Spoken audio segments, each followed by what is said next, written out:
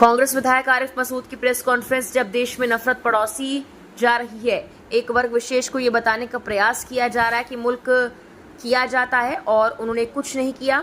मुसलमानों की उपेक्षा की जा रही है। मुस्लिम धर्मगुरुओं के नाम खत्म किए गए। इतिहास को बचाने के लिए आज़ादी के पर्व पर हम कार्यक्रम करेंगे। हर नाम पर तकलीफ है इन्हें। सुनियोजित हमला होता है सरकार का। इतिहास में छेड़छाड़ करना ठीक नहीं। इतने नाम में छेड़छाड़ की गई, घंटे गुजर जाएंगे मुसलमानों से जुड़े हुए नाम लेते लेते। आज़ादी के पर्व पर 7 दिनों तक हम एक कार्यक्रम करने हैं जिसमें मुस्लिम धर्म गुरुओं की जानकारी, आज़ादी में शहादत देने वाले मुस्लिम वर्ग के वीरों की जानकारी दी जाएगी।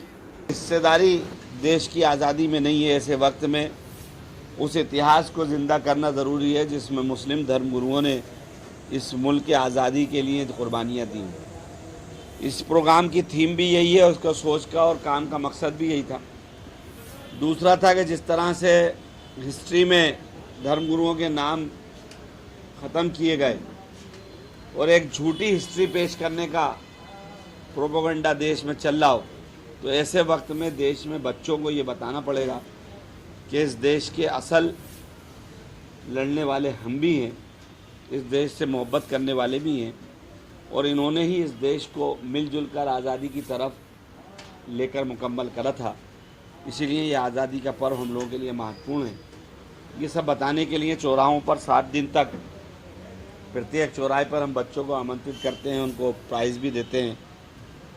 और आप लोगों से दरख्वास्त करूँगा कि अगर उसमें कहीं ना कहीं आप लोग शामिल होते रहेंगे तो बच्चों की डिबेट्स में आपको वो नाम मिलेंगे जो नाम शायद बहुत वक्त हम लोग पढ़ भी नहीं पाते, वो नाम भी मिलेंगे।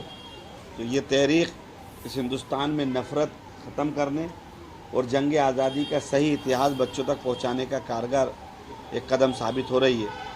यह फैंस क्लब के हमारे अध्यक्ष नफीस और अजमत भाई इसमें लगातार मेहनत करते रहें और इनकी मेहनतों से आज हम यहाँ तक आए इस प्रोग्राम को। और इस बार फिर कल से ये प्रोग्राम भोपाल में शुरू होने जा रहा है।